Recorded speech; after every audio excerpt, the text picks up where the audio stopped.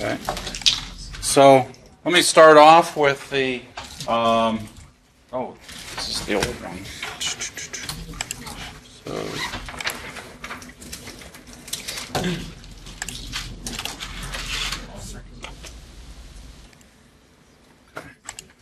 So one of the things we've had, I'll just give you a precursor, foreshadowing as we go into the final exam. The statistics have changed a little bit. Basically, these people are gone. So this is the new statistics are here, which is uploaded to Carmen, so you can see the numbers and the weighted average and everything. So now we've got a tighter distribution. So obviously the grade distribution is going to be more generous. So just to point that out, there's all the people that were sort of in jeopardy are gone. So as long as that trend stays consistent. But okay, so let's get started. So it will be, so the final installments is 30%. I did bring the grade sheet, by the way, so after this you can challenge me on the, make sure your grades, the input, because don't trust that what's on Carmen is necessarily in stone. I don't use Carmen, and I've been forewarning, the TA can introduce transcription errors and everything. It's the Excel spreadsheet that this histogram is based on, the statistics and everything. So you feel free to challenge me after this to verify everything's okay. Many of you have already. Okay, so let's get started. Oh, it doesn't even have.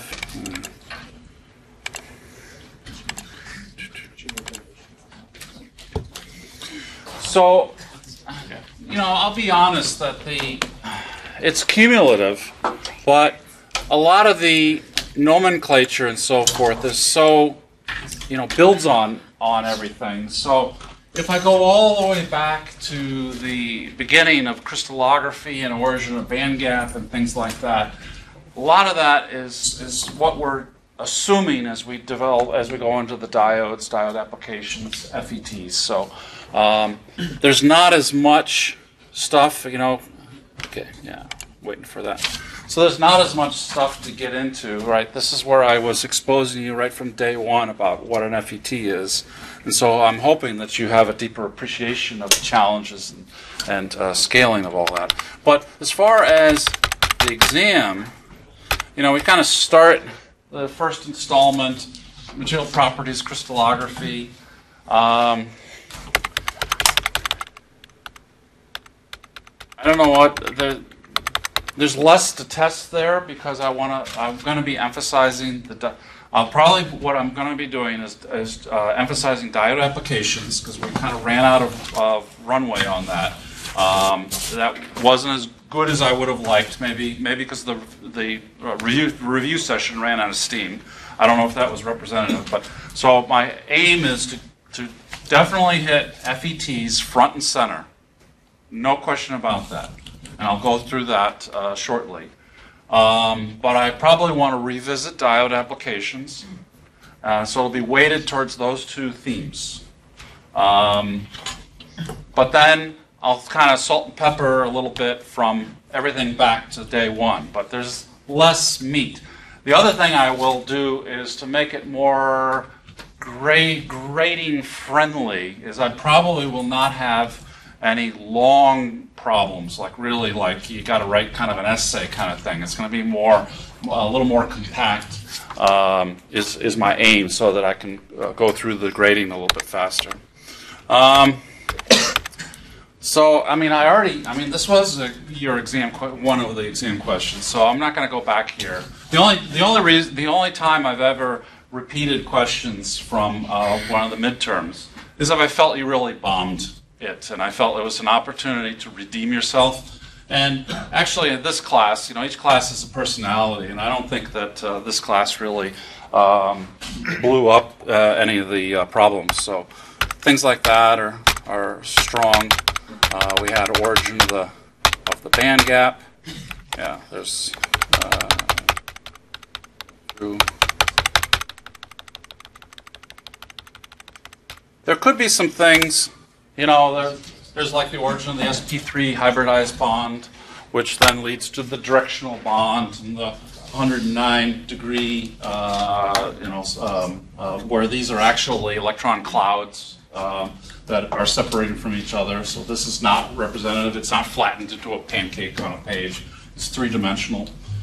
So that is kind of a very key thing. So something that's really key is probably what I'm going to pull from in the older material. So that's one thing. Obviously, it's kind of a building block. It sets in stone how the whole thing's going to put together. You know, the Lincoln logs, how they're going to fit, and so forth. So that's obviously a pretty important thing.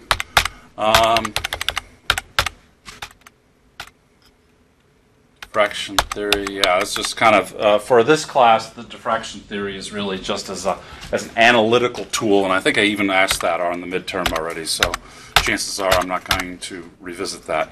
But I do hope you have maybe a little deeper appreciation now, as we've talked about the devices. Really, once we got into the devices, you start to see what all these things were. Maybe they didn't mean as much to you way back when. You know, that's a substitutional dopant. Right? Could be a bad thing. I mean, it could be some carbon impurity or something like that. But probably that's what we want. That's probably maybe a phosphorus atom going into the silicon lattice and acting as a dopant. And maybe that's a boron on its way to substitutionally, you know. So that's kind of an intermediary.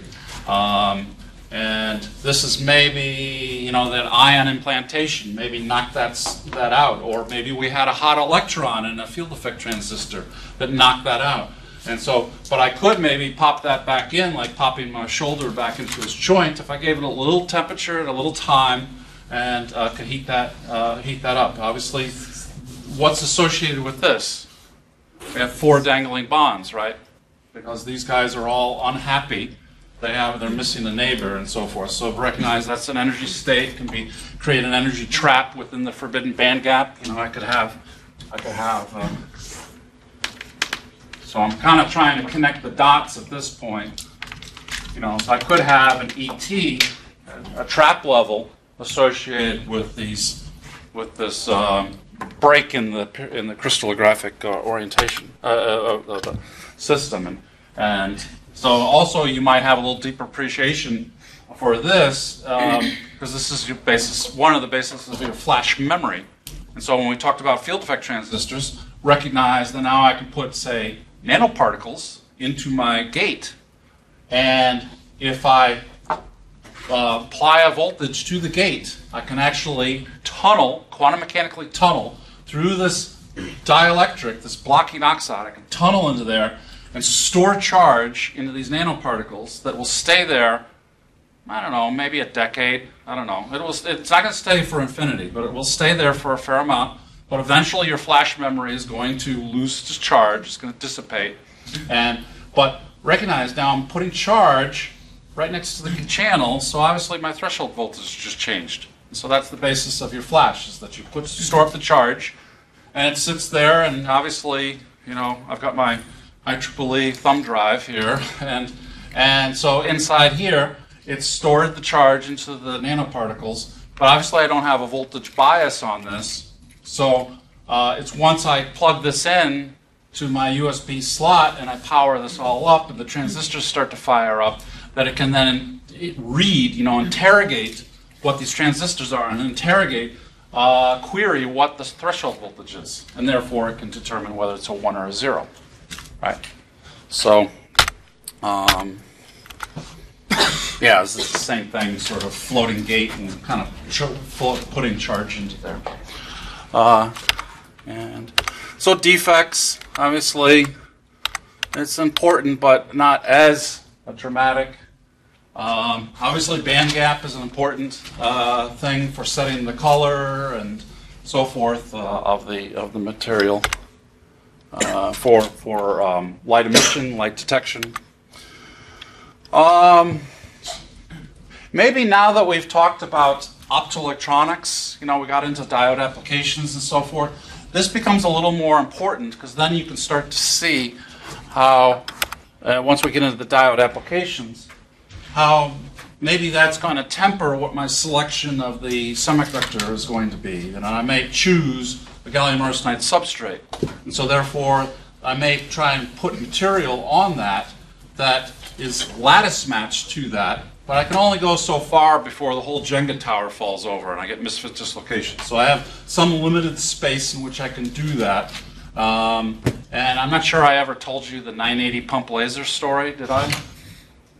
For erbium doped fiber amplifiers? Okay, it's too late now. But anyway, you make a 980 pump laser for long haul optical fiber. I had a PhD student that started a company to do 980 pumps. And so it's an infrared, it's beyond the human eye. But if you wanted to get into, you could barely get into the red with this. So really, if you want to get into the red and yellow, you're going to have to jump to a different substrate and different material system. So you start to see the boundary constraints on all of this. And some of this is a little disingenuous, like the indium nitride is here. It also is not going to be completely continuous. This material has a hard time putting too much indium in. It cannot go, so this really belongs down here somewhere. And it cannot be continuously varied.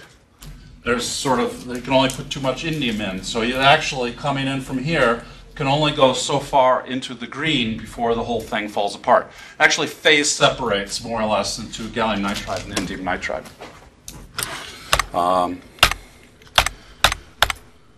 So, MOSFET. Yeah, the diffraction is just a diagnostic tool, so that's maybe not as important. Okay, so ways to make things, obviously. I mean, I'm kind of experimentalist, so I like to know how these things are made. And so this is the root basis of the substrate technology, right? You make boule, you slice it, you polish it, and that becomes the root basis. So, yeah, there's a nice boule.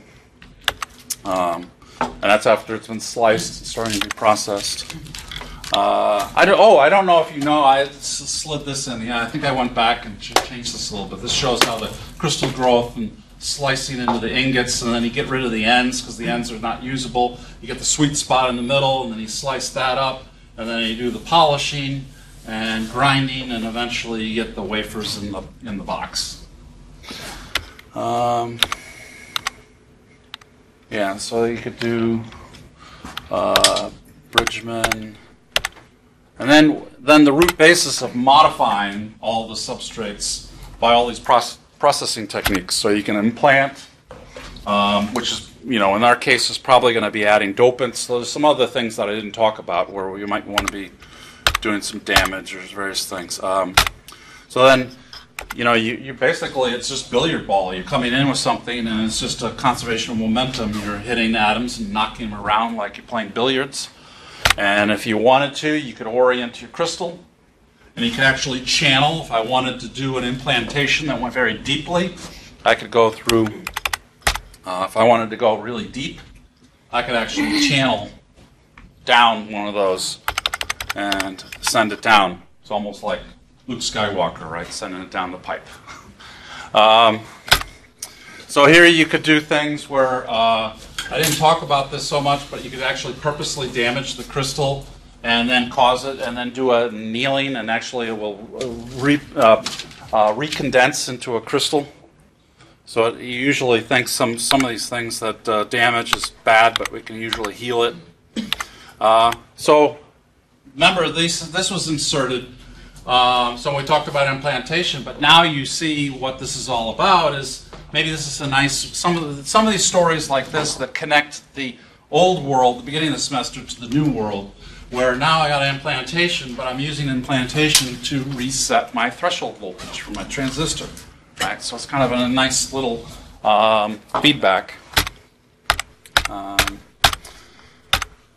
Okay, there's the LPEs, which isn't used anymore, the CVDs, more like this. This is really kind of vanilla of how many devices are made now. The MOC, metal organic chemical vapor deposition, MOCVD.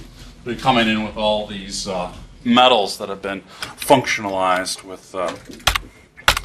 Okay, so let's get into the core. That's really what the MPE looks like schematically. Okay. done with that. Okay, and this really is just the doping diffusion segment, segment 2. So, you know, that was more appropriate on the computer problem. So,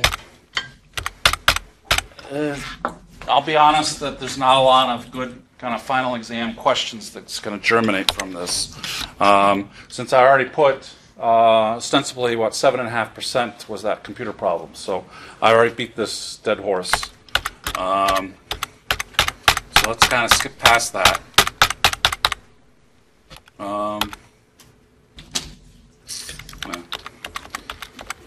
Okay, so that's segment 2, so you can kind of punt on that. Segment 3, the first half, you can punt on because it's the oxidation, also kind of a very specific thing.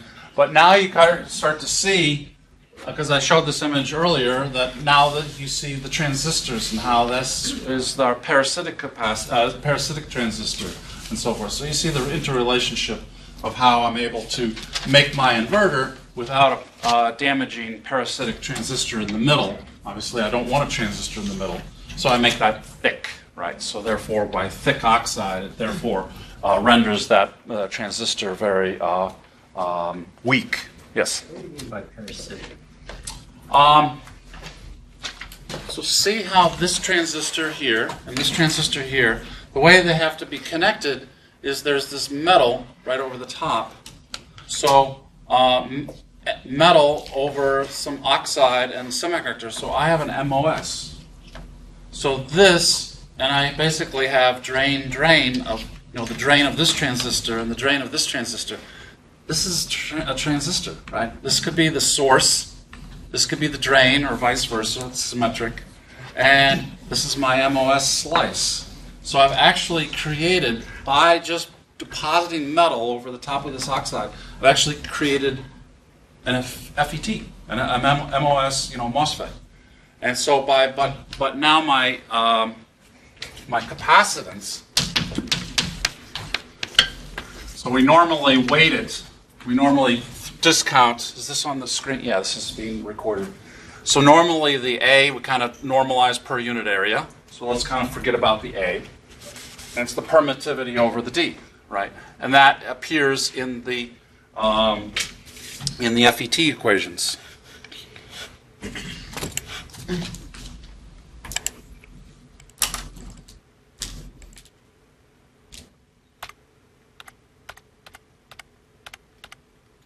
Right? It appears in the FET equations, the capacitance, right?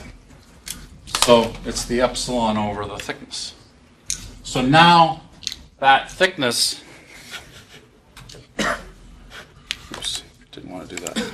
So now that thickness is huge in the field oxide, because this is not where I want to make a device. So therefore, D is very large, so the capacitance is actually very small. And so by making the capacitance very small, it basically has very little IDS. It's a very weak transistor, maybe it won't even turn on. So I've rendered that parasitic inoperative, and thereby able to make an inverter without any damage. That's what I mean. Is that clear? Yes. Yeah. Yeah, so here you can see the same field oxide in the old school MOSFETs, be like half a micron.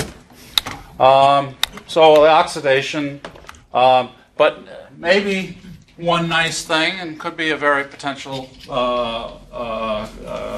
testable question, is the oxidation. And so what do we got here?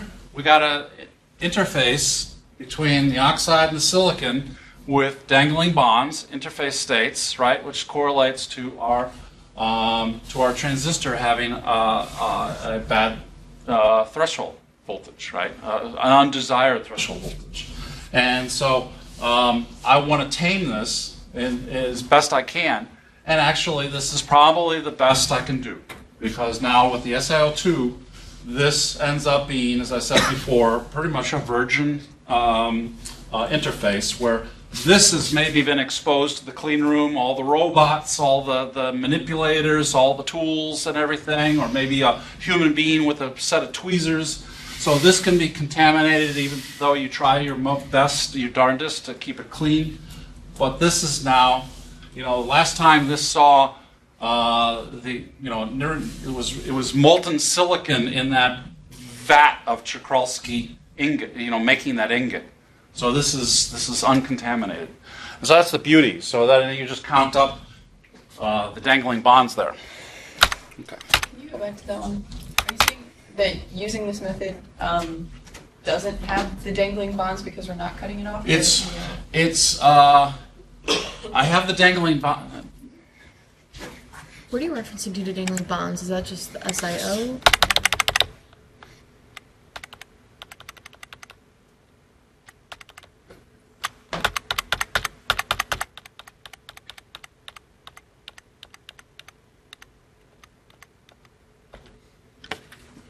Is that a good one?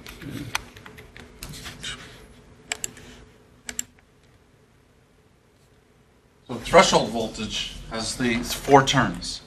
The phi ms, the Q, all the undesired Qs, the depletion, which is I can't avoid, that's just how doped the substrate is, and the condition for strong inversion 2 phi f, right? So this is the one I'm fixated on, all the undesired Q, which is better shown here.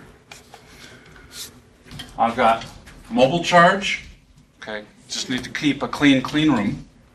Oxide trap charge, that's like I put my oxide down too quickly and it's got some traps, some dangling bonds, some vacancies or so forth. Oxide fixed charge could be maybe the hot electrons or so forth. Interface charge, that's the one here. Interface trap charge. That's all the dangling bonds. Okay. So if I do my manufacturing properly, I can probably tame the top 3. The last one I'm stuck with. So I want to choose a topology where that's going to be more tame. And so if I go back to the oxidation,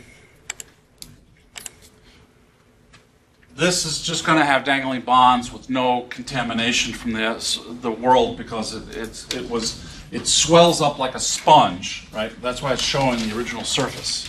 So therefore, this has only got the dangling bonds, nothing else. No like carbon contamination, no human fingerprints or anything, right? So that's the perfect world. Then I'm going to choose the 100 plane because the planar density is much more modest. It's a smaller planar density than, say, a more higher order plane like 111. And but when, say, we've gone to the Intels of the world, went to the deposited high K dielectric, then now they risk adding beyond the dangling bonds. They risk now adding. It's not virgin surface anymore. It now can be other things going on. So it actually creates a big Pandora's box. And yes. So you said like the undesired charges decrease the threshold voltage. Like, do you want a lower or a higher threshold voltage? It does depend on the circuit application, but you generally... It does depend on the circuit application, because we do have certain things like normally on, normally off, P and N, and all these menagerie of different FETs that a circuit designer wants to have in their toolbox. But everybody wants to make this smaller, make the threshold voltage smaller, make the operation, the family of curves of the FET operate closer to the origin, because we want lower power lower voltage, lower power consumption, and we don't want to have to be charging up our cell phones all the time, right? So it's all impactful on that. We want to scale voltage down so the electronics are more energy thrifty. So unwanted charge is a bad thing. Okay. So that is one kind of story that's a nice tie-in to the FETs. That goes back to the legacy of the oxidation. See, Oh, yes. Is the threshold voltage the same as the pin? No, no. Okay.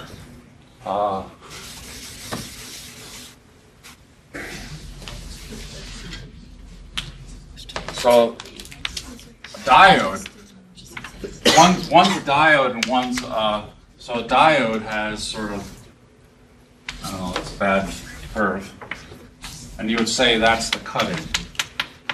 So that's where the diode cuts in, right? That's where the bands bend of a PN junction, say, and eventually it allows the diffusion current coming over the top.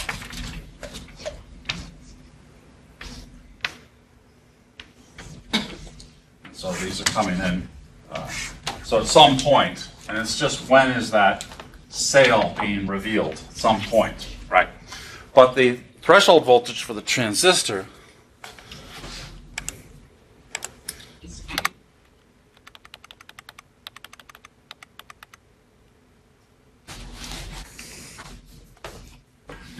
you could say that it took, in this case, it took above 3 volts to sort of turn this thing on. Right? At 6 volts, this FET is turning on. So what voltage did it take to, now it's a gate voltage, what voltage did the gate need to truly turn this on? It's above 3 and probably, up to 6 in that case. So at what point, and so this is the VG minus the threshold. It's 10 volts. So then you see 10, 9, 8, 7, 6, 5. And so what's the minimum voltage necessary to sort of turn this thing on? Get this to pop up, start to pop up. When does this transistor start to turn on? What's the minimum gate? And so it's down here. Yeah, this is kind of old school. I don't want to run my MOSFET at 10 volts, right? Okay, so quantum mechanics. Now you see the tie-in. Quantum mechanics, there's tunneling through a barrier. Well, that relates to an RTD, resonant tunneling diode. That was the last exam question. We see the origin of the band gap, which I already queried on. So, be quite honest, I don't know if I'll, probably unlikely I'll go back to that, but you can see the individual atoms in the 1s states, the 2s states, 2p, 3s, and then you put another atom here, because now it's housed in a crystal, and those guys, start to interact, right, like that. But you guys did a good job at explaining that in the first midterm. So, and then you get the smearing plate tectonics, like Nepal, right, unfortunately. Plate tectonics of the energy bands sliding underneath each other. Okay. So again, you're back to the. So then, this could be a nice, clever little thing, is where we're talking about the strain energies of the crystals and bending around. We're changing, therefore, the curvature. And so, therefore, the effective mass is changing, which can lead to a change in the mobility as well. More or less, effective mass and mobility correlate, not directly, but they're fairly strong correlation. And so, a small effective mass generally means is inferring that you're going to have a higher mobility. So I can change. Where's the better? Yeah. So here's the charge. This is the density of states effective mass. The different materials. You can see silicon, germanium. You can see how. Yeah, it gets a little pixelated. I'm sorry. And this is like a scan of a poor scan. But the gallium arsenide, you can see the electron effective mass is 0.066. So it's dramatically less than, say silicon 1.18. So obviously gallium arsenide is going to be very speedy from an electron FET point of view because of that. And so it's the inverse of the curvature right here. Here's the effective mass. Let's take the curvature and take the reciprocal. So as the curves bend, you get a heavier effective mass, which probably means slower. So in many of these materials, we have a heavy hole and a light hole band degenerate. And so the heavy hole obviously is fatter and wider, so therefore that's indicative of a heavier mass. And remember, that was one of the earlier Intel innovations. By doing the strain, by stressing the crystal, it actually caused the perturbation of the bands.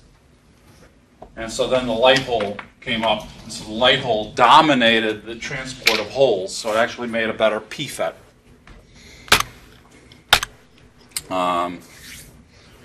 Yeah, and then you start to think about light emission, light detection, direct band gap versus indirect band gap things.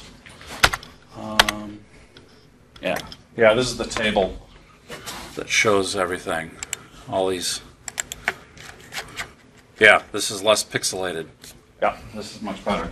So you can see silicon, band gap, mobilities of electrons, mobilities of holes, an effective mass of electrons, effective mass of holes. And so you can kind of correlate. You can see that probably things like indium arsenide is maybe a high commodity for a future FET.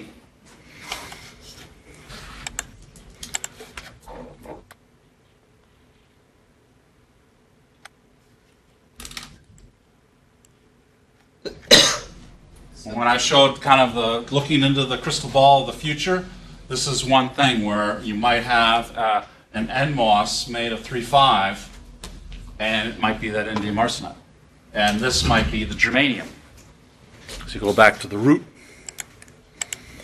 And what's the best one in this column? Indium arsenide. What's the best one in this column? Germanium. There you go. So you're just picking off what does nature give you, and see if I can master it from a manufacturing point of view. Okay. Is that table we'll use on the bottom?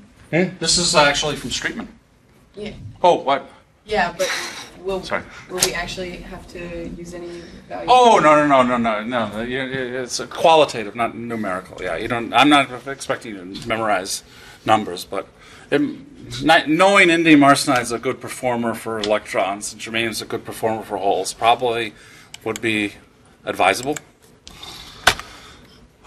Again, one caveat, one disclaimer: I've not written the exam yet, so I don't have that. So sometimes the review sessions give me ideas of exams, so we'll see.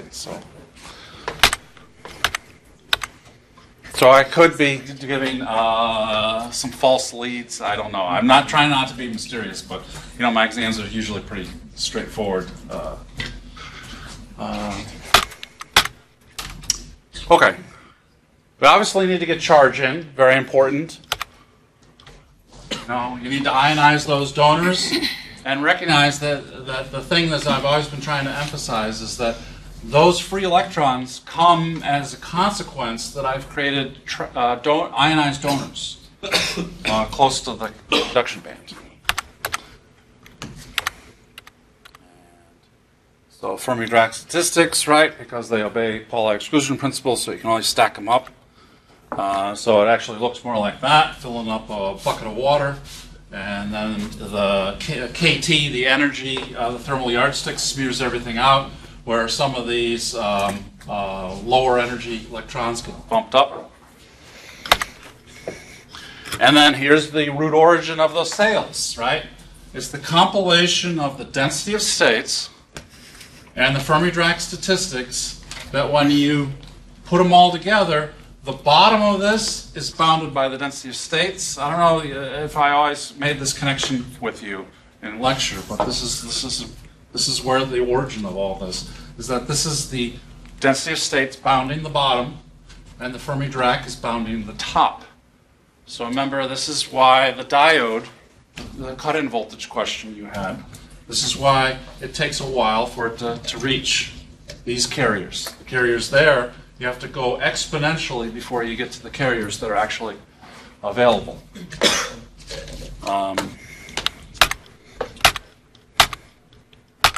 Okay, that's segment 3. Segment 4. Carrier statistics. Yeah, everything's scrambled by KT thermal yardstick, and you can see the band gaps kind of just loosely penned in. And yeah, so think about the density of states. Depending upon the configuration, the density of states, you're filling up the number of carriers, and so that could temper where the if it's a triangle like that, or rectangle, or upside down.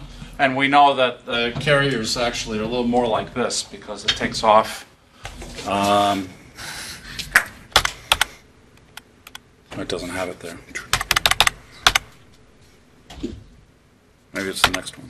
Yeah. So it takes off. Density of states really does take off parabolically. This is density of states in the conduction band. This is density of states in the valence band.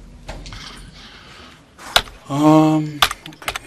Yeah. So there's the sales then getting augmented by the doping, right? So the doping bumps that up. This obviously droops because, one thing I want to caution you, because I've seen this a little bit on the midterms. Again, Ni squared equals N times P. But don't confuse, I'm talking about context of a diode, and I have on the one side Ni squared, actually be Ni squared equals, let's do N and P. So this would be Nn and Pn, not to be confused with Ni squared over on this side, which is Np and P sub P. Please do not. I did see a few of you doing that mistake. Can you see over there? Yeah. Oh, okay, good. So don't mix and match. This is relevant to this side. This is relevant to this side. And we can say that Nn is essentially the donor doping density, and Pp is essentially the acceptor doping density. Right. So just don't mix and match. Okay.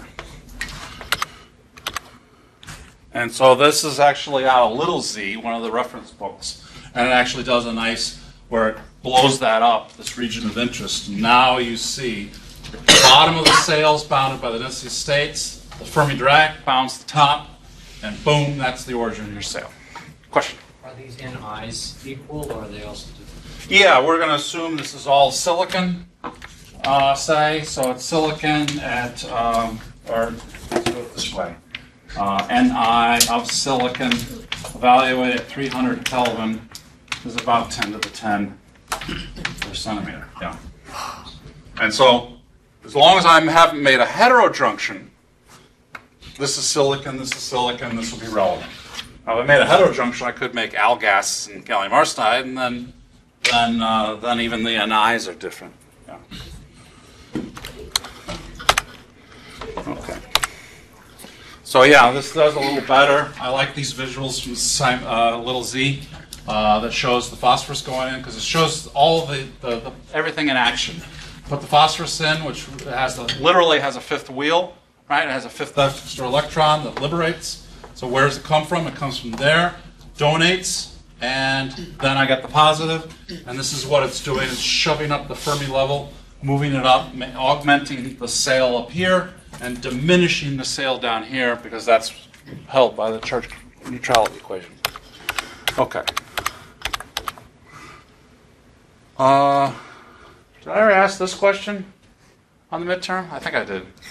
Yeah, okay, so let's punt on that. So so I just need a little bit, you need up to 50K to push those carriers out. And then I'm pretty much, probably 300 Kelvin's probably somewhere here. So over the temperature range that your transistor is going to operate in your pocket, your cell phone, it's not going to get to 400 centigrade, right? So you're pretty much in this extrinsic zone, and only if you're putting it near a combustion engine or a rocket engine do you get up to here, and everything falls apart. So it's hard to put sensors near hot things. Okay. And now you see the root basis. The carriers move by Drift and diffusion. Drift is driven by electric field. So it's how many carriers do you have available, which is usually that drift when we talk about PN junctions, and I think you guys did a good job at that, as I recall. So you just have the mobility, tells you the speed limit, the number of available carriers to do the marching, and the electric field drives it, right? So that's the band tilting. And then the concentration gradient drives things. So if I have a concentration gradient, then the diffusivity controls how much it moves. And they're really interrelated through the Einstein. But yeah, here's again, you can see silicon 1350, fairly modest, and whole mobility 480. So not really, you know, if all the semiconductors to choose from, why did you choose, you know, why did industry choose silicon? It's just the most manufacturable because that interface is so tameable for interface states to tame the threshold voltage, right? That's why I'm going to choose such an underperformer. It is an underperformer when you really look at the what's available. Yeah, I think I already asked this question on the midterm. Got your Baumgartner. Oh, this I think some people had a little hard time. This is where that came from, the alpha, Mary. This is the alpha of the absorption. So as you go through and you hit the band gap, and so this is going up. This is around 10 to the 4. So it's the absorption coefficient of the.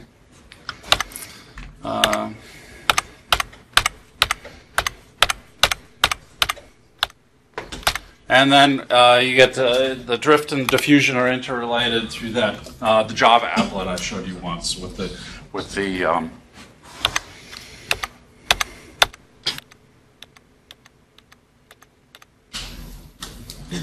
see the Java applet. So that was where we hit this with a pulse, and the pulse went down, and so the amount. So diffusion controls how much this broadens.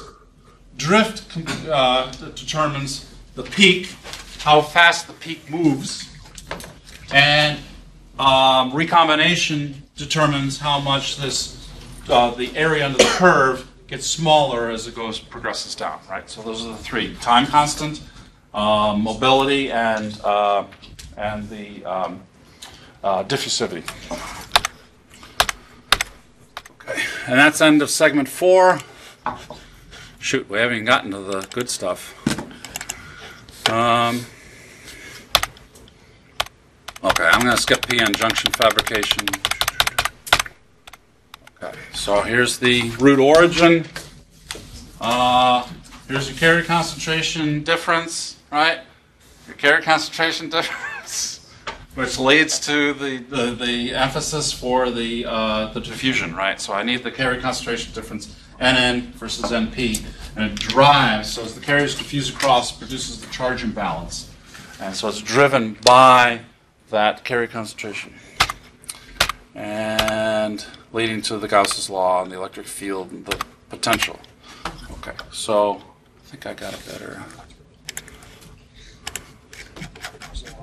So then, this doesn't show the sale that I like, but it shows you the carriers, and I asked about this, and this one is also another one that you did very well on, the diffusion versus drift, and this doesn't show it, but there's really 4 components, right? Okay. Oops.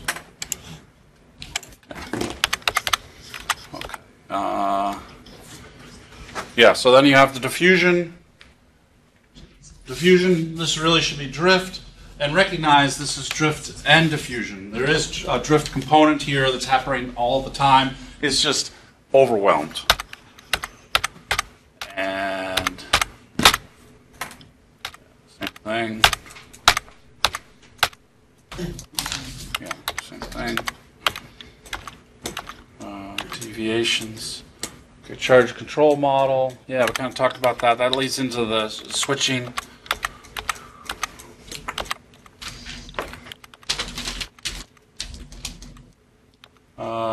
Okay, the reverse breakdowns. We got the Zener and the avalanche, right? Oops. So the Zener is, I think I got some Zener answers when we were asking about RTDs. So some people confused RTDs with Misakis and with Zeners. And so this is the Zener. So here I have all those carriers, all those electrons in the valence band. And so as the bands go, you know, as it goes into reverse bias, the bands, this barrier gets larger, right? So as the barriers goes like that, then these carriers lift up.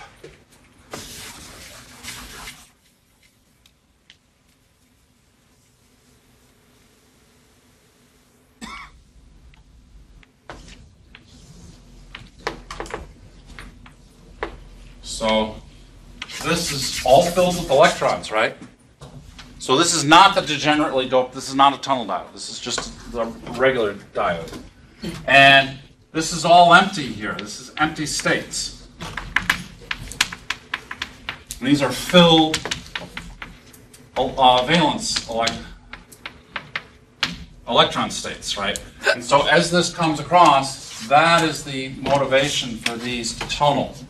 That's the Zener origin. That's what this is trying to show. So it's all those available carriers there that are coming across these empty states.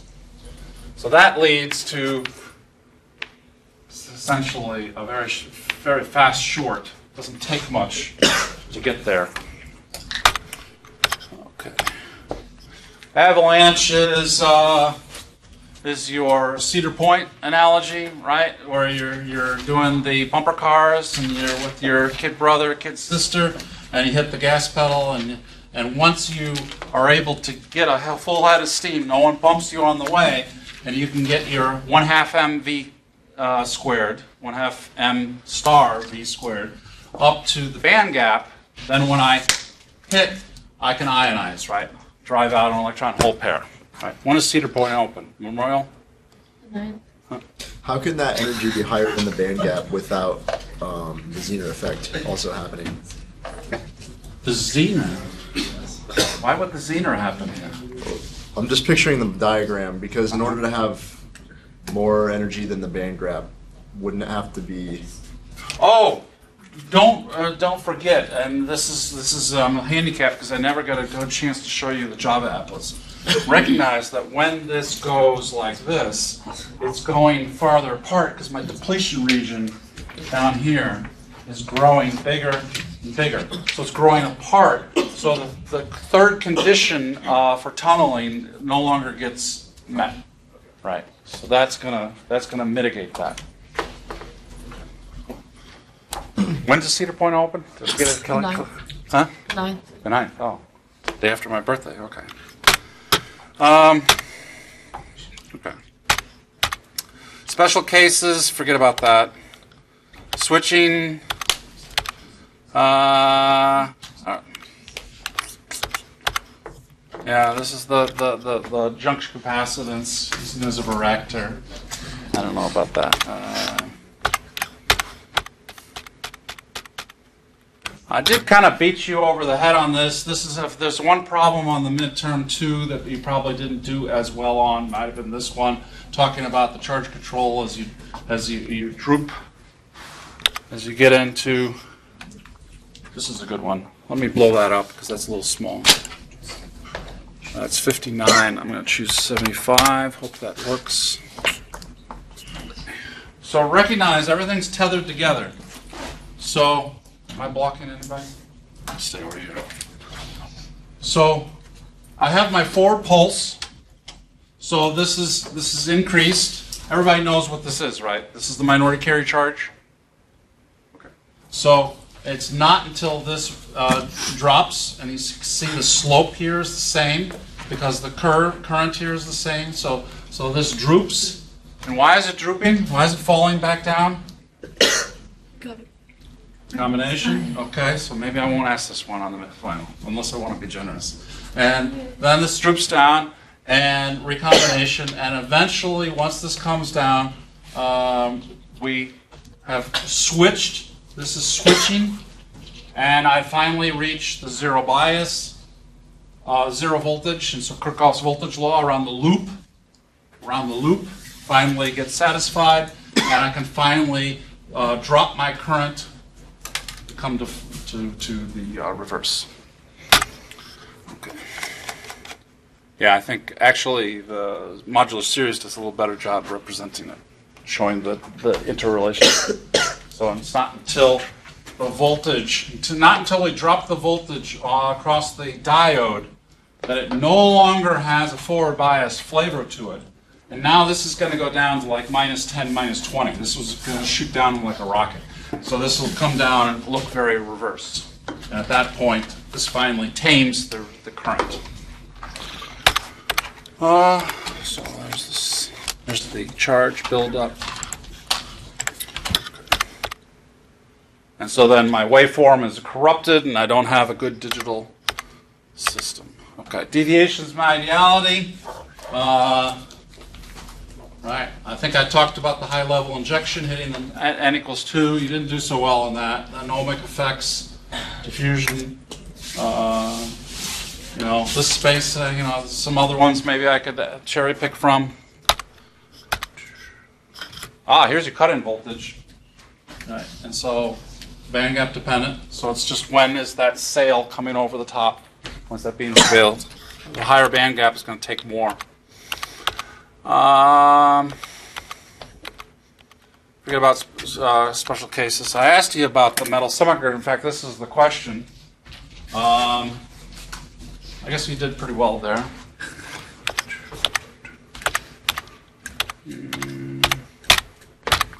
Practical real world. Yeah, here's your traps.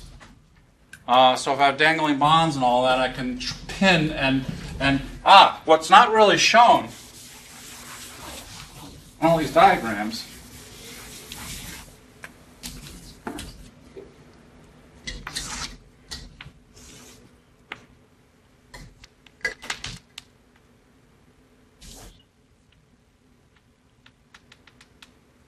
density of states of the conduction band, right? Density of states of the valence band, increasing parabolically, right? What is the dangling bonds in these traps creating? They're essentially creating a spike, these are the traps, in the density of states. So when I have my Fermi level, it has to index and meet the criteria of available carriers being half the free carriers above has to equal the number below, the Fermi Dirac statistics, kind of the 50% probability. This becomes an anchor for that. And often the Fermi level will bisect that. That's what we talk about. It's the traps pin the Fermi level to that trap level, and so therefore, independent of the work function, that bisects because I have a large density of states of traps. This is what they often don't show you. So that's what's happened. So in this case, it was generous. It actually caused it to pin for the indium arsenide case. Remember, that's a candidate for a future 3.5 MFET. I can also make a nice ohmic contact to it too. Heterojunctions. I didn't ask you as much about heterojunctions. That could be a nice test fodder. Here you can see applications where I can make notches, triangular quantum wells to make a MODFET. I can make quantum well lasers, right? Do lots of things there. I'm just going to I already tested you with an RTD. What about a quantum well laser? I got an n equals 1 state there. Got an n equals 1 state here in the holes. And so I have so then it's like your physics lab class. I got the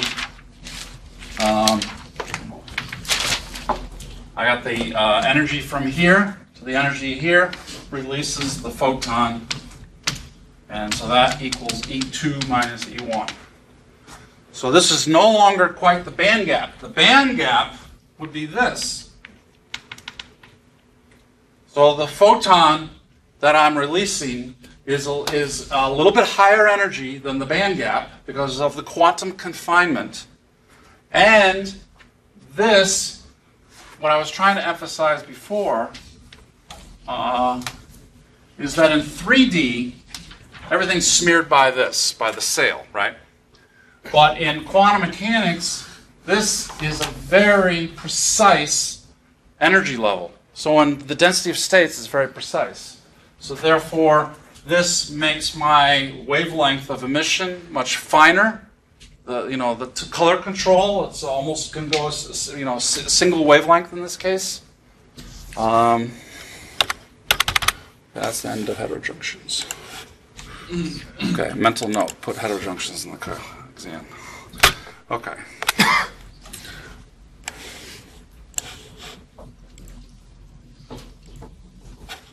That. Okay, so now the main event. Amber. The wave that you drew with its peak in the middle of the quantum well, is that just basically the density? This is the wave function associated with the electron that is confined. Okay. And this is the wave function associated with the hole that is confined. There's a wave function, the wave-particle duality of a particle. So I have a carrier sitting there, but its wave function is blurred, is blended, and it penetrates into the barriers because this is not an infinite well. It's a finite quantum well, so therefore the barrier penetrates.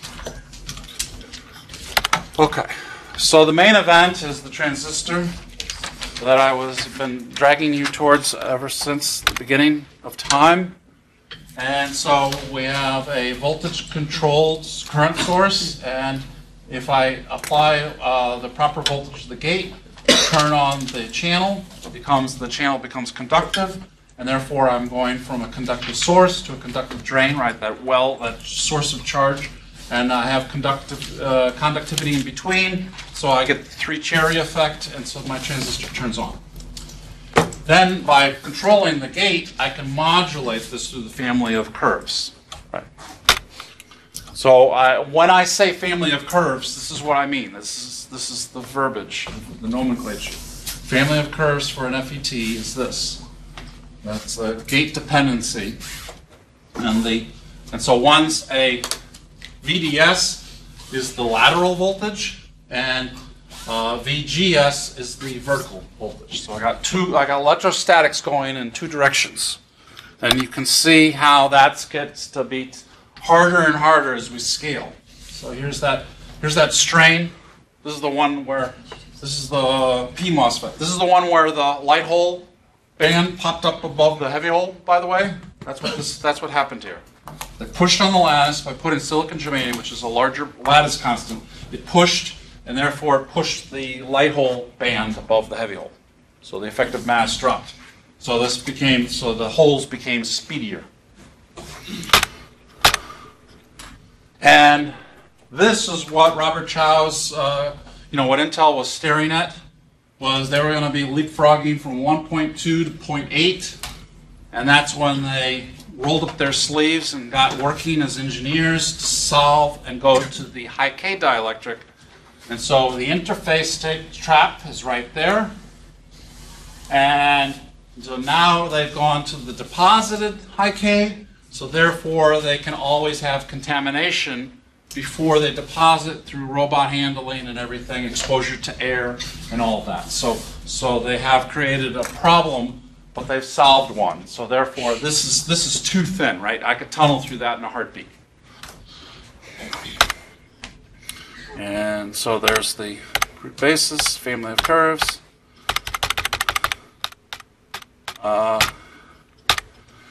I added this for a reason, so it is fairly testable. I am trying to drag you through a modernization of this material by pulling in some of this Lundstrom material from Purdue. And I do want you to have in your mind this, this barrier model of a MOSFET.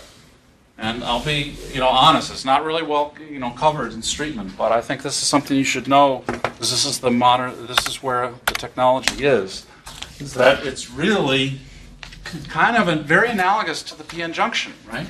I have a barrier, but now as I'm applying a gate, this third terminal, I'm modulating the barrier, and I've got that sail ready to march. So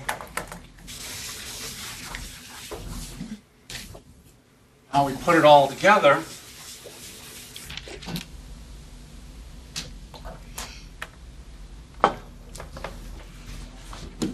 So behind that, I have my sail. And so as this lowers,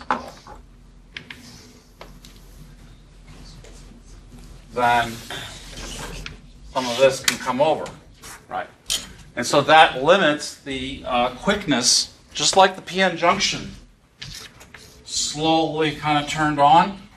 Here, this is going to slowly, as I get to the sweet spot, slowly turn on. So that manifests in the IV characteristics is that this will take a while. This slope is not very steep, right? So therefore, I might have to operate my transistors up to 1 volt to have my cell phone work, right?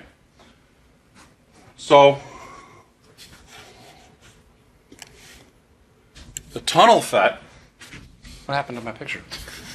Oh, there. So the tunnel FET, which is another kind of maybe in everybody's future, is now I have something that's over here with one of those, with a spike in its density of states because I have a quantum well. And so therefore, when this quantum well comes up, I get an instant on. And much steeper because I don't have to walk up this exponential tail of this, right? That's the root basis of why TFET might be of importance in the future, is that I have now a quantum well defining where the states are, just like the quantum well laser. And as that comes up over the barrier, boom, I get steeper. So now I can operate my transistors at 0.5 volt. And my power supply for my cell phone can last 2 days.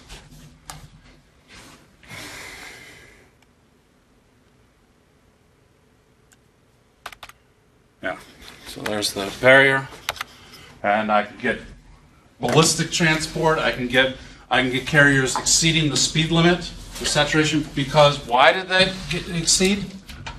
Why did they exceed? Anybody seen the YouTube video Baumgartner falling? I watched it live myself. I was pretty intrigued. Anybody watch it? Yeah, you need to watch it. What a nutcase, right? Jumping out, and then he hits Mach 3 before he re-entered the atmosphere. And it's because he has no friction, right? The first part of his fall, he had no friction, and so that's what's happening. As I scale that transistor to be so small, there are carriers that can go all the way across from source to drain without having a collision because the distance is becoming so small. And therefore, it's as if there's no friction, right? Friction leads to the slowing. The collisions lead to the friction, lead to the limited mobility, right? Yeah. So normally we think of this is actually Baumgartner right here. You accelerate. No, Baumgartner is gravity. Here, this is electric field. So just a different stimulus. It goes up. And then what happens? It bends over because of the friction. Baumgartner re-enters the atmosphere, but here this is the friction of the carrier hitting the lattice as it goes through, because it's going pretty fast, so it's hitting a lot of things as it's going down. But if it's short, I might be able to jump higher, which is what's being shown there. The saturation velocity is shown here. So here's the 1 times 10 to the 7 centimeters per second. So it's able to jump up to 2 or 3. So I can get a 2 or 3-fold performance. Is that the ballistic transport? That is the ballistic, yeah. Yep. MOSFETs, yeah, I already tested you on that, so that's kind of the root basis. MODFET, again, the quantum well, putting it all together. I can. Why is this important? Not why is this important. Let me rephrase. How does this work? Why is this an improved FET? What problem has this solved that a MOSFET does not? I don't have impurity scattering. Right? Because my impurities are housed here. This is where the ionized dopants are. So therefore, they're modulation doped into modulation doping. So they fall. So therefore, I don't have the impurity scattering, so it allows me to have my cake and eat it too. I can put a lot of charge in. Why do I need a lot of charge?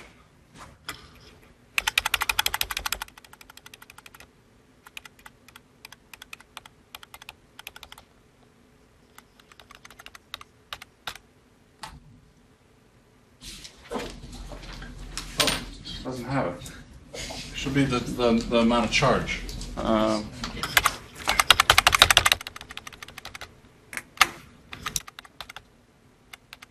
Yeah, okay, there. Electric field, so it's the amount of charge. So how many N do I have? So I want a lot of N in my channel. And so I do that in a MESFET or a MOSFET by, maybe doping more or so. But here in the MODFET, I can get that by the quantum well. And I don't have to worry about the... Church. This is my drift current. So the carriers are moving from source to drain pretty much by drift. And so my electric field is modest. I might have half a volt from source to drain. My mobility is set by my materials choice. So if I can put more charge into the channel, right, if I can double the amount of charge, then I can double the amount of current that I can get out of my material. So I want to have a lot of charge in the channel because then I can modulate it, right? I want a fire hose, not a garden hose. I want a lot of charge in there. I want to be able to carry a lot at once. Question? Do we need to worry about the JFET because you kind of just skipped over that? I skipped over the JFET, so you're right. So you can skip over that for you. Yeah, good point. Yeah, I'm trying to to eventually get rid of that and replace it with the proper modernized version. Yeah, this is good testable stuff, I'll tell you, to be quite honest. This is the root base, this is the heart of a MOSFET, MOS. Flat band condition, that's starting with the flat band. No, if I say, draw the band diagrams of the three conditions for an MOS capacitor, boom. I want to see accumulation, inversion, depletion, and a short story of all those. Do you understand that? Do I need to go over that? Yes. Yes. Okay. So let's start with the ideal case. So the bands align, Fermi levels align. So as I put a negative bias onto the semiconductor, that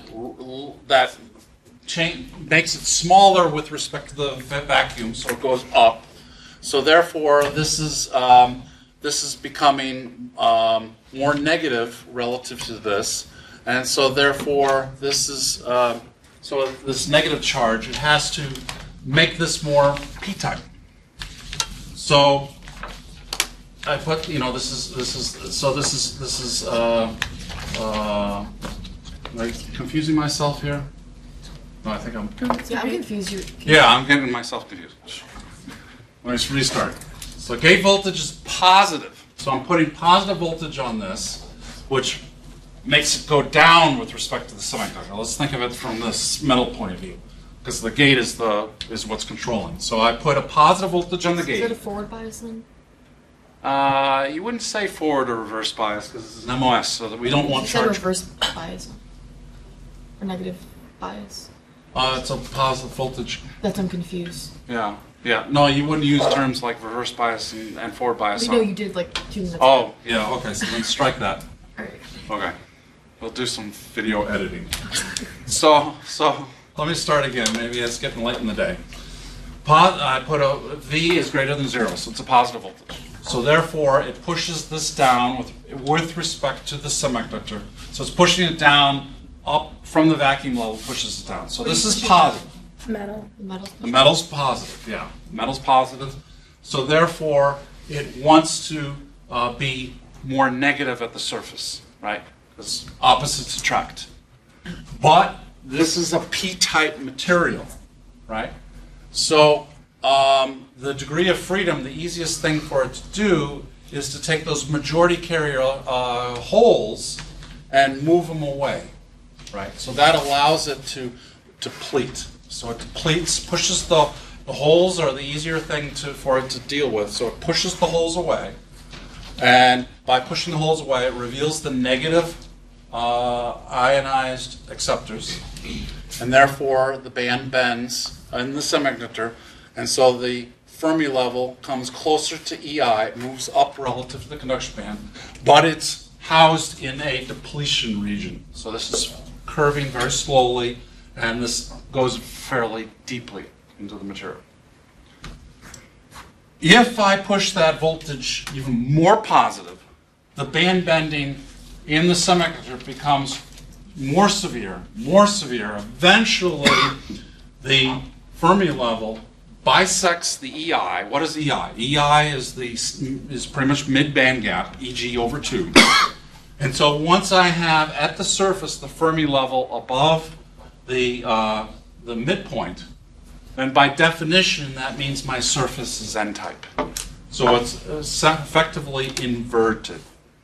And so now the surface of the semiconductor, which is the channel, is now N-type. And so all I have to do is have my source, which is an N-doped material here, a drain, an N-doped material on the back side of the screen, and now I can send charge through the screen through that triangular channel. So I got the three-cherry effect, right? The opposite is I go into accumulation where I'm putting negative voltage on the gate, and by negative voltage I'm pulling the positive charge in the semiconductor is attracted to the negative gate, and so therefore all those free holes then get sucked up to the surface, and what this does not show is there should be a puddle of holes here. So I can technically I could make this be a negative channel and a positive channel, and I could actually flip the polarities of the.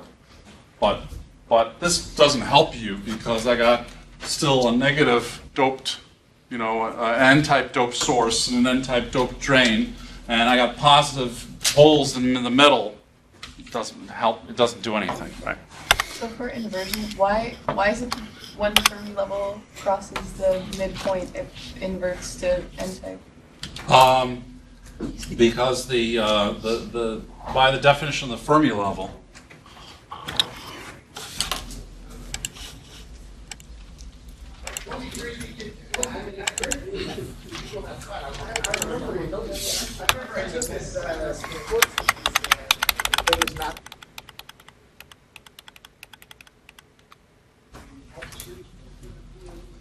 here the Fermi level is below the midpoint, indicative of the fact that this is P rich, hole rich, versus the other one, which is the Fermi level is above the midpoint, telling me that, because remember this is like a watermark level. This is telling me how rich, how filled this is with electrons.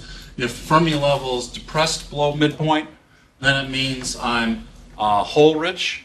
If it's at the midpoint, I'm intrinsic, and if I'm above the midpoint, I'm electron rich. Right. So this is just a watermark level. Tells me how I'm doing in California, right? So gotta do water rationing.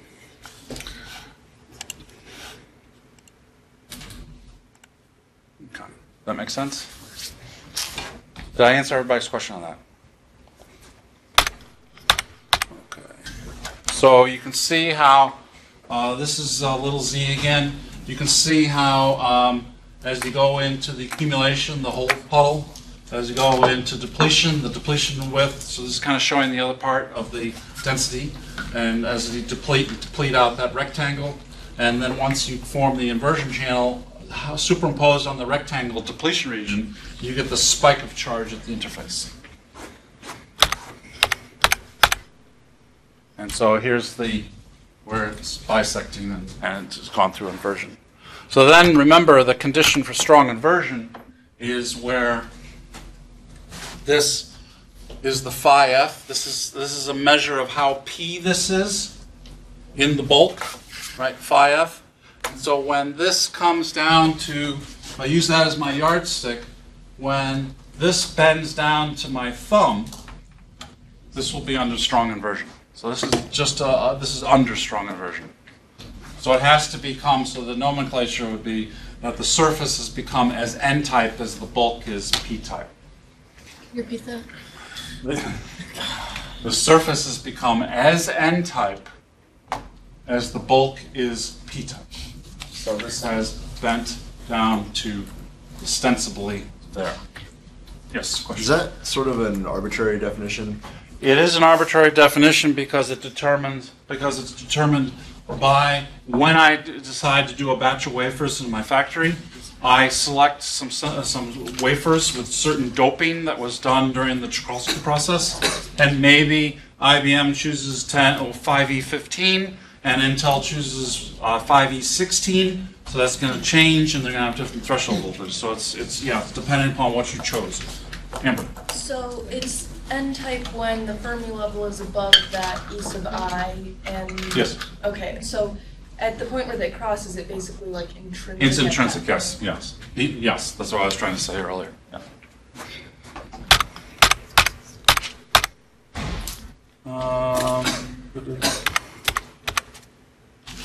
CV is important, so kind of know that. Why would I have this dip and then go back up?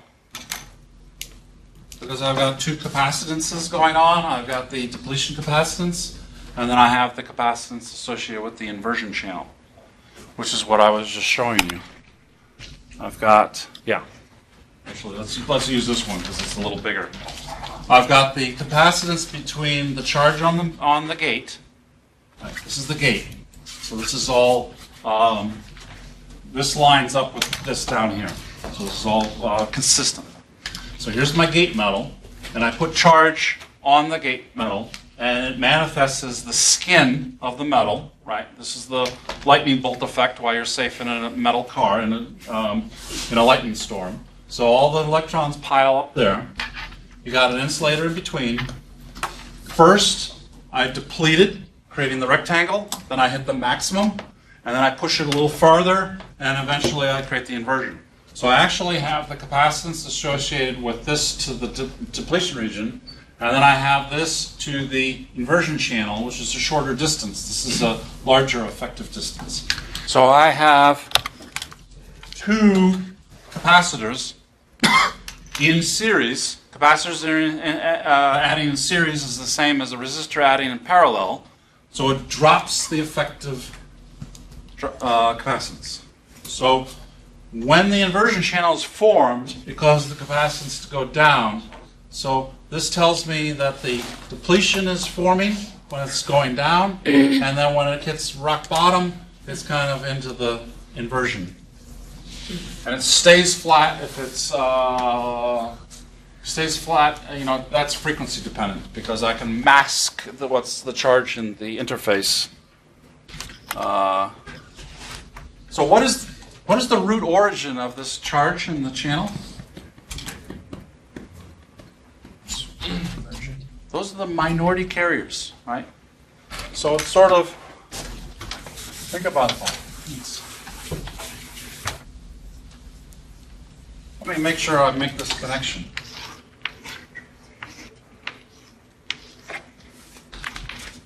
So this is what, P sub P, and then I've got N sub P's. And so when this inverts, I'm taking these N sub P's and pushing them up here and creating the channel. So I got cherry, cherry, cherry, right? I got electron, electron, electron. But I'm taking and I'm pulling in as many of these N sub P's as I can in the proximity of the surface that inverts, right? So the origin of this charge is the minority carriers. And the minority carriers are determined by the generation recombination statistics, right? So therefore, I can mask, this is better. So I can mask that interface, the capacitance associated with the inversion by going to low frequency. At low frequency, the generation recombination statistics are fast enough because this is a small AC signal. You gotta understand, and maybe that's, I don't know if you're as far into your electrical engineering to appreciate. I got a DC with an AC on top of it, DC, right?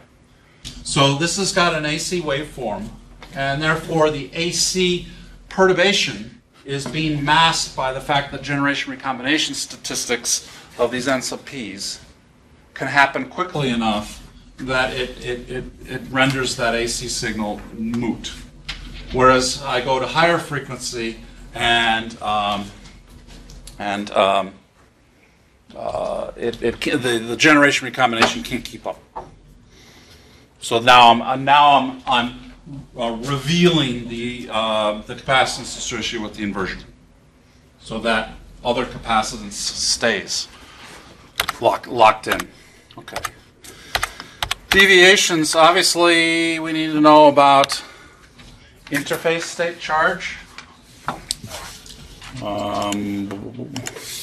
Interface charge, right? That's the root origin of the. I mean, that's what the big issue. Wait, what happened? Oh, okay. Yeah. So interface. That's the root origin. Here's the 100 silicon, 10 to the 10 charges per centimeter squared. Let me go back to full screen view. I think that we're kind of getting a little myopic there. So here's the 4 terms that we were showing. Different. Does it really scan that badly? Okay, so here's your 4. We showed that. Yeah. So then I can set, by fixed oxide charge. We shift this around. Essentially, going back to the flash memory, this is what's happening. As I'm setting, if I charge up the nanoparticles in the gate, those little silicon nodules, I can move this threshold voltage back and forth, and thereby store my, some information. Same. Key MOSFET equations, you can see. Let's go a little further. Yeah, here. So here's your key, which is kind of, oops, lost it. So here's your key, which is actually basically what's been on the Intel. So in this saturation regime, when everything flattens out, we get the Z, how wide the transistor is, divided by the length, the mobility, that very important capacitance that was the scaling effect. So in some sense, industry was scaling C, and then they ran out of steam, and then they started to change mu by manipulating the raw materials that they had. And here's your mutual transconductance, the gain, the separation of the family of curves, the delta IDS over the delta VGS.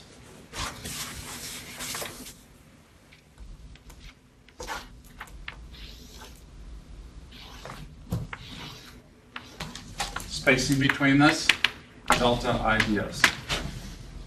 And it's taken, the step was a certain delta VG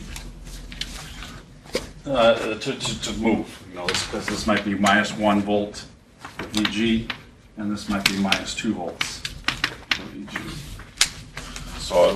So I got how many milliamps per 1 volt? This is a 1 volt increment. Can you explain what is the mutual transconductance? That's just a term, but it's basically a measure of the difference in the family of curves. And so then when we do the heart of the transistor, it's GM VG. Heart of the transistor is a voltage-controlled current source. GM is the prefactor that tells me how much gain I'm going to get. Okay. So we have this nice MOSFET where I got the depletion. Remember, the depletion forms before the inversion. So I got this nice, it's like almost like a coaxial cable. I got this nice protection of the inversion channel because the depletion region is kind of electrostatically protecting it. And yeah, here's your family of curves. And so as I move it around, I can have an N channel where it's normally off, where I have to induce that channel. Here I have the channel already. So the curve, the VG curve is shifted over. So this is channels normally on, and I have to apply a voltage to push to take the channel away, like I'm pushing it towards accumulation. Right? So that's what I would push this towards accumulation, so I could shift this curve around. So here you can see it's 1,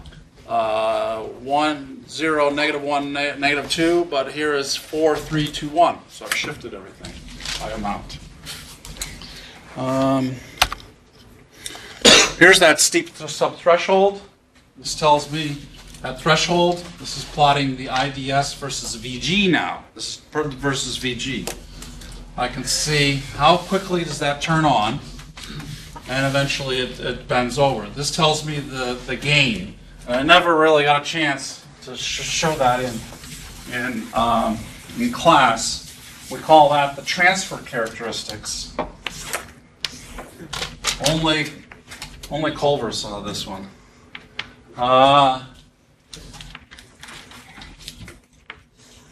We have function of VG, and so this is measuring the IDS, and this is measuring the GM. So the beauty is here is that I can say at maximum gain, what is my IDS? So I'm plotting IDS and GM all on the same curve. I've superimposed these two. That's the way we normally do it in our parameter analyzers. Right, Culver? And so this is called the transfer characteristics. It tells me how much usable current do I have at the particular gain. And so the gain rolls off, and I don't have, I can't manipulate. So here's the gain. And so it tells me where that is. Actually a very important curve. Getting towards. Let's go back to full. Yeah. So then I can make PMOS and NMOS. So now we've built the framework for the FET. So all the gory, most of the testable stuff. Now this is just starting to get into the application. So once I build it, what's the difference between PMOS and NMOS? Why is the NMOS more superior here? Mobility. Yes. So how? Oh, yeah, this is a good testable. How do you engineer the threshold voltage? How would you? Well, it comes back to those 4 parameters. Phi ms. I can choose my gate metal. I can control my interface charge. I can select a different doping for the substrate, things like that. Silicon gate. I can control CI. The capacitance by going to by engineering, ion implantation, substrate bias, and then we get into the finer points. You know, this is where the implantation, I can do the self-aligned MOSFET. So in planar technology, older planar technology. Actually, this is probably what Texas Instruments uses, because theirs is kind of not high frequency, so it's kind of like control circuit. An Arduino or so forth. You don't need FinFETs for an Arduino or something like that. You don't need fast. That's for a microprocessor. So it's still in the planar technology like that, where you implant, self-align, make sure all your transistors work. There you can see. Shift it around by implanting the implantation. I can shift the threshold voltage, so I can engineer, and I could actually recognize. What this doesn't tell you is I might have a transistor over here and a transistor over here.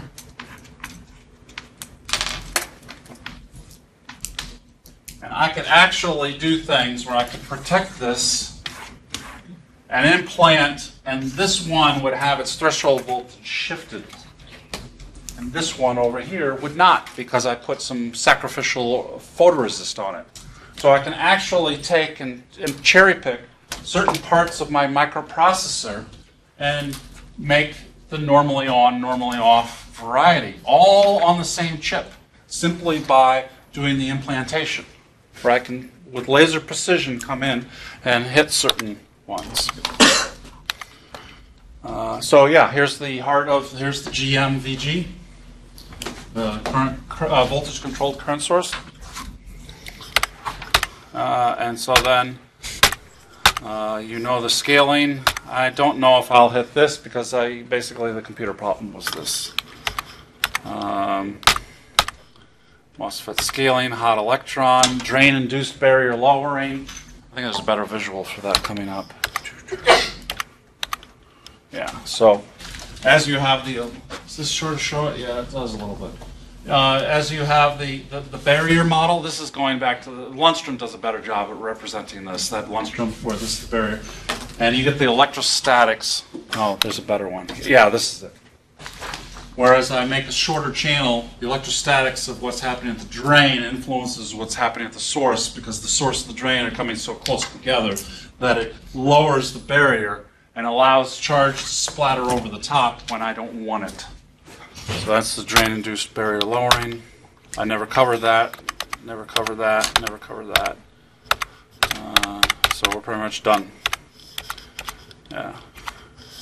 Well, inverter, I just did that as, I talked about the inverter as just so you had a big picture, but I'm going to leave that to your circuit professors to query you on that. I just wanted you to see where this is all going. So I think we're done.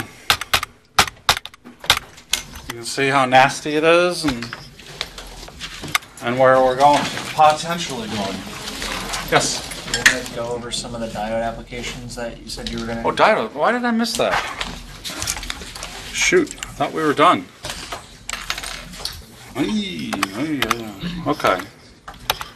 Varactor. What makes a good varactor? Well, I want rectification. I want that term I think some of you still choke on.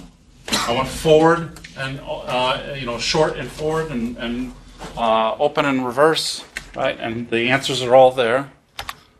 And tunnel diodes, I covered the tunnel. The exam question midterm was not the Esaki. Everyone gave me Esaki answers with the doping. What I had asked was the RTD, essentially this, creating the quantum well, particle in a box, tunneling through a much more precise energy level versus the smearing you get in the Esakis. This is not testable. This is just eye candy from my research. Solar cells, power delivered, right? Because we're operating the fourth quadrant. Boy, you better know that. Right, Mary? This was the question everyone got tripped up on. Everyone gave me these funnels, band gap and everything. These are these high-end ones. This is what you use and NASA uses in outer space and what the CIA uses for their spy satellites and all that up in Earth orbit.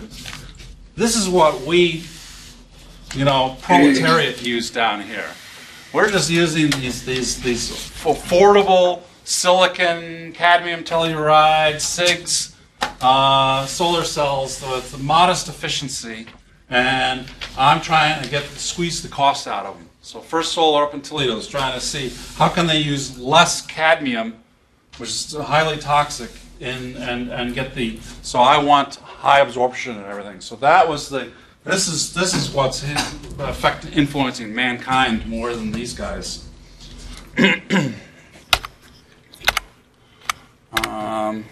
Yeah, we know about, so this is the minus alpha x that everybody got tripped over. This tells me how far do I need to make my solar cell to get a fair amount of absorption. Very, very important for industry.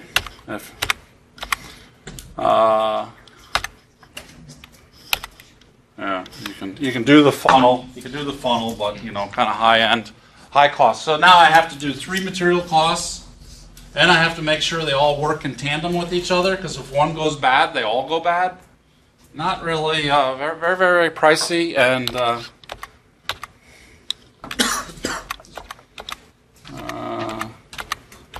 Photodetectors Yeah, I might have a photodetector where I want to absorb most of the light, just like a solar cell. Only now I'm applying a bias, so I want to sweep those carriers out quickly. So I might have the PIN configuration where the carriers are coming down almost avalanching. In some cases I can bend it so much that it does avalanche, and then I can get gain in my, right, because in my fiber optic system I very well might have photon limited packets, right? Because if I'm sending a packet from New York City to London, it's got to go all across the Atlantic, and I might have photon limited energy packet on the other side. So maybe I want to have it bend this so much that it starts to avalanche and I get the gain. Yeah, here's the gain. So the carriers are coming down. Let's blow that up. That's too small. So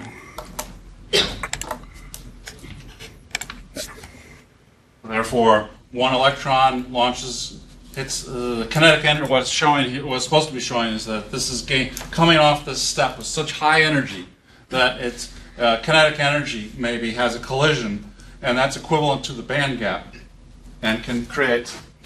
I don't like this cartoon because there's no way that thing has equivalent to the band gap, but anyway, that's an artist's liberty there. Question? Is that like band bending or band building in photodetectors? Oh, this is so we, you know, Photodetectors, I meant. Like, so I'm not sure I'm going to answer your question. So challenge me again if I don't. So I've gone through an epitaxial reactor, maybe MBE, probably MOCVD, and I've grown by flowing different rates of trimethyl aluminum. I can actually program my flow control to grow sawtooth or any kind of configuration I want. And so when I apply a bias, this sawtooth then falls down and it becomes a staircase for the electrons. And an impediment, so the holes coming up actually hit these little speed bumps. So only the electrons multiply, the holes do not multiply because they're actually being inhibited as they go up, whereas these guys are launching off the this is like as a kid, you know, you take your little, little mini matchbox cars and you launch them off the steps.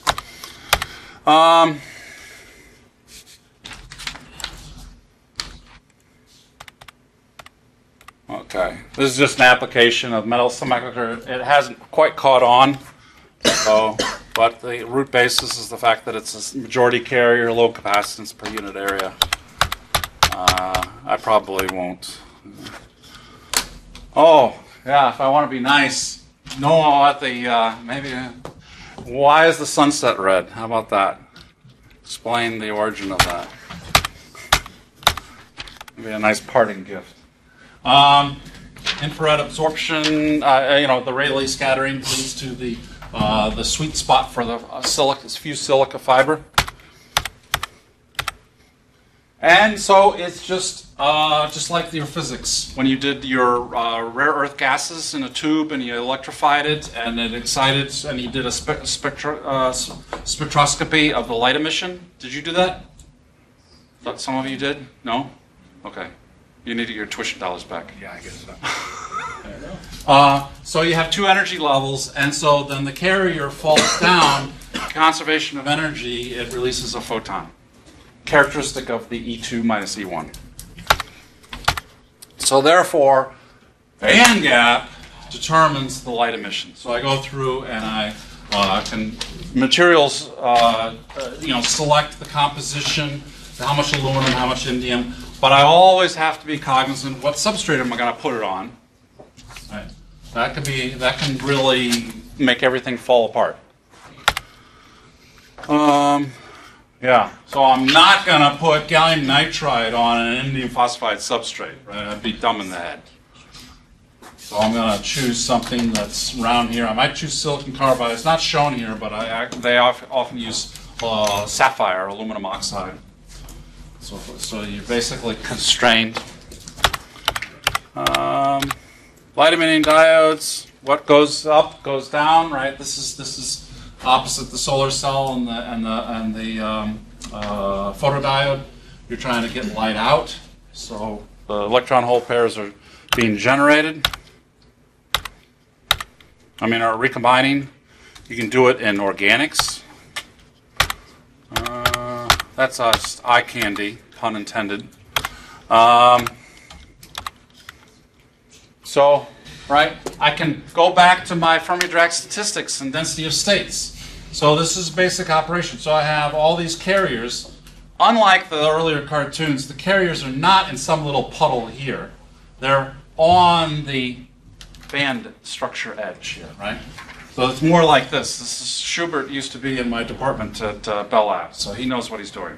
So here's where the carriers are. They're distributed in the valence band. And so therefore, I can get any of these communicating across the band gap, right? I could do the minimum band gap, but I can also get these guys to talk and recombine. So therefore, what I'm trying to tell you is that I can get a menagerie of wavelengths emitting from this, right? Because of the way this is. However, if I start to fashion a quantum well, and maybe eventually I create that quantum confinement state, then my energy levels are become more well-defined. It's not going to be smeared. Really, what I have is that sail thing going on, right? It's smearing. So as I put it in P and forward, these carriers come over, and I get electron-hole pair recombination, hopefully light emission if it's a direct band gap material. So these electrons are stimulated in, these holes are stimulated in, and I get emission. And color tuning, and so forth. Yeah, so here I get the root basis of a really nice, crisp, single color, single wavelength by this quantum well.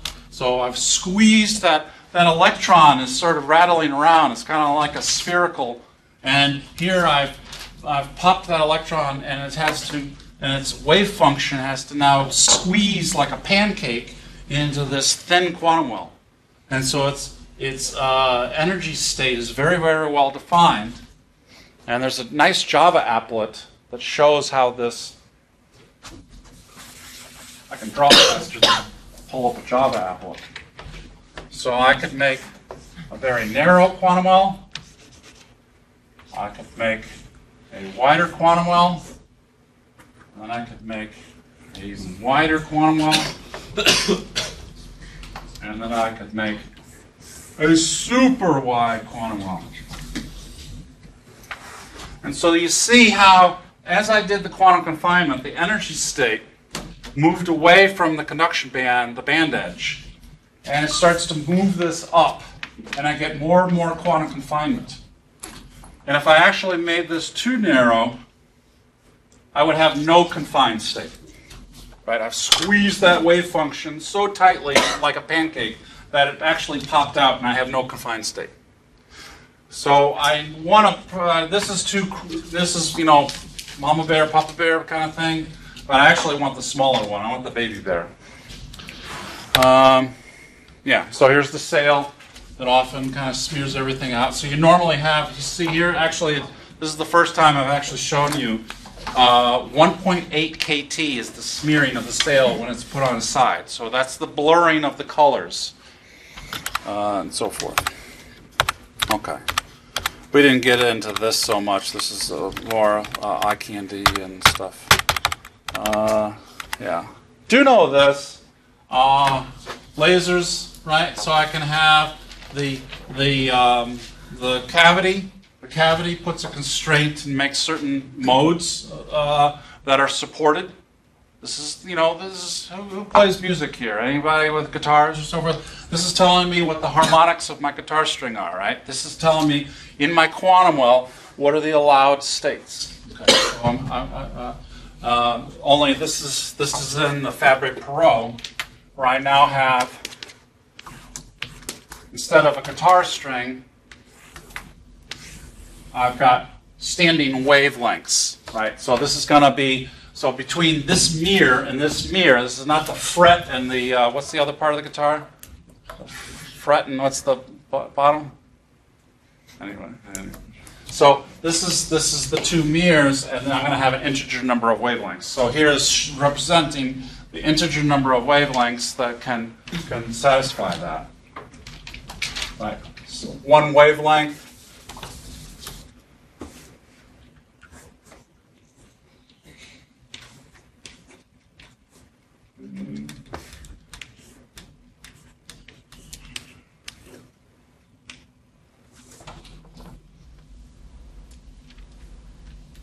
So this is satisfying. I got 4 wavelengths end to end between this mirror and this mirror.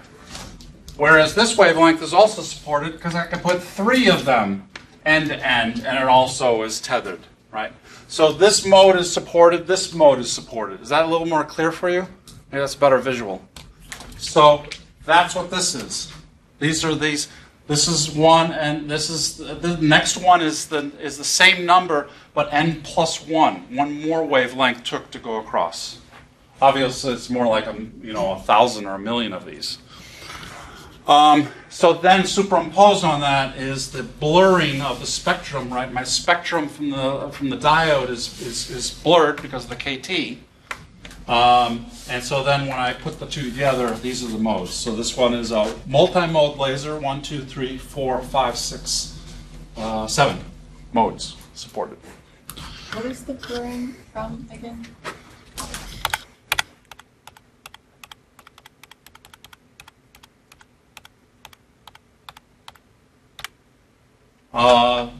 The carriers are being released from the sail, and the sail is not well defined unless you're in a quantum well.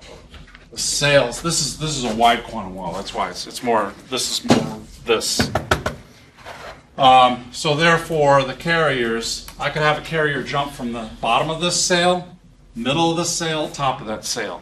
Right. So every one of those is jumping. So therefore, I've got all those wavelengths that can be represented by carriers germinating from that sail. Is that clear? So if it jumps from a different location, the sail it will have a different wavelength. Yes.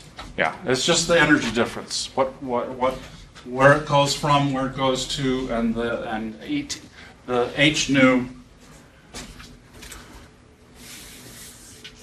nu equals E2 minus E1. So you just take, where's it starting from? Well, that starting is smeared by the sail. And maybe where it's going to is also smeared by the sail. So a standard LED, vanilla LED is very broad, very sends out a lot of wavelength. I think I'm almost done. Your patience is, so here I've compressed it into a single wavelength. I can get real fancy and do quantum wells. Here's where it's showing the quantum wells kind of represented the different wavelengths. But maybe the very last thing is where I could really get fancy and I could build my laser. Inside here's a quantum well, and I got gratings, and so this kind of destructively, and so all those modes.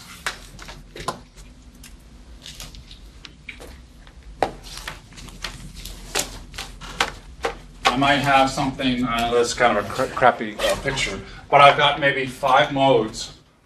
And by putting this diffraction, this grating on the surface, it may be that the geometry of this grating, the period, is that I destructively interfere, and those are not supported. That becomes a lossy mode, and then this one is allowed to propagate unattenuated. So it's just a geometry thing, that there's a destructive interference. Okay, that's it. Wow. I promise you the exam will be commensurate in what it takes for you to write as a normal midterm, because the last thing I want on the final exam is to be a timed element where you run out of time and I'm ripping the exam out of your hand. I don't think that should be. So the final exam may be, instead of 7 or 8 questions, it could be maybe up to 10 questions, shorter answer, but the amount of time it's going to take you to answer should be commensurate to, what's a normal class period? 55 minutes? Yeah. So I'm hoping that you could more or less be done in about 55 minutes, but you're going to have, what, an hour and 50? An hour and 45. Yeah, so those that want to take the whole hour and something, you can, but I hope that there's just like 1, 2, or 3 left in the room when that happens. Final exam should not be a timed element. It should be a chance for you to express what you know and so forth, and not feel that you missed out. So. I feel like